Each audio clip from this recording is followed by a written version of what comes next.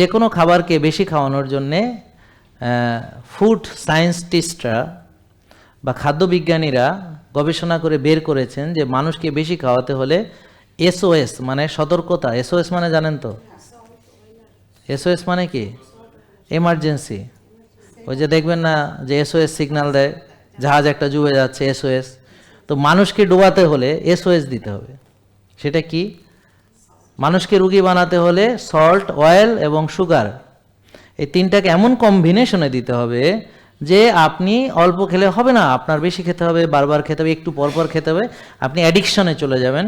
তো খাবার তখন হচ্ছে ফুড অ্যাডিকশন হয়ে যাবে। তখন আমরা যেমন ইন্টারনেট অ্যাডিকশন বুঝি, ভিডিও গেমস অ্যাডিকশন বুঝি, সোশ্যাল মিডিয়া অ্যাডিকশন বুঝি, ড্রাগ অ্যাডিকশন বুঝি, মদের অ্যাডিকশন বুঝি, গাঁজার অ্যাডিকশন বুঝি, নাকি বুঝি না?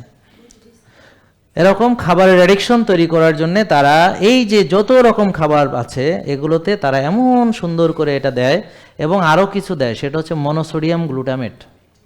এই এমএসজিটা কিন্তু নিউরোটক্সিন। বাচ্চারা যে আজকে এই যে এত যে ADHD, attention ডেফিসিয়েট hyper active disorder, বাচ্চারা মনোযোগ দিতে চায় না পড়ায়, মনোযোগ দেয় ভিডিও গেমসে, মনোযোগ দিতে চায় না স্কুলে, মনোযোগ দেয় হচ্ছে সব সোশ্যাল মিডিয়াতে।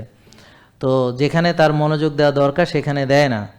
একটা মেহমান বাসায় গেলে লাফাইয়া মাথার উপরে উঠে যায়, আরও কত কি সে অ্যাক্টিভিটি দেখায়, মনে হয় বান্দর গাছ থেকে কেবল নাজিল হয়েছে। হ্যাঁ, কেন? কারণ ওই যে ওর অ্যাক্টিভিটি দেখাচ্ছে আর কি, কিন্তু ফোকাস নেই। তাই এই জন্য এটাকে বলে হাইপার অ্যাক্টিভ। হাইপার অ্যাক্টিভ, বুঝতে পারছেন? অ্যাটেনশন ডেফিসিট মানে, অ্যাটেনশন মানে কি? মনোযোগের অভাব। তাইলে হাইপার অ্যাক্টিভিটি আছে, মনোযোগ। এটা কিন্তু বড়দেরও আছে। 3 ঘন্টার ভিডিও দেখা সম্ভব না, এই জন্য আমরা এখন কমায় ফেলছি। 1 মিনিটের ভিডিও দেখবে বা 10 সেকেন্ডের রিল দেখবে, তাদের অ্যাটেনশন নাই। আমার কথা বুঝছে? অ্যাটেনশন তাদের দেয় না। শীতকাল তো একটু সবাই ঘুমাক, গরম আসুক। এখন সকালই তো ছোট হয়ে গেছে, এই জন্যে। আর অনেকে দেখো না, এখনই তো আসতেছে না লোকজন, আর বাড়ায় কী করুন? তো যত কমে যাবে আমরাও কমায় ফেলাম। Hyper active.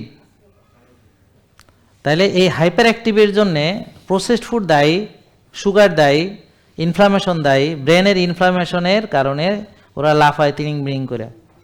এই ব্রেনে প্রদাহ হয়, ব্রেনে হাইপার অ্যাক্টিভিটি দেওয়া হচ্ছে sugar, processed food, monosodium glutamate, neurotoxin, এগুলো ব্রেনের মধ্যে গুতায় আর লাফায় বাচ্চারা। তো বাচ্চারা লাফাবে কেমন, মানে শয়তানি বেশি করবে কিনা, এর সঙ্গে খাবারের সম্পর্ক আছে।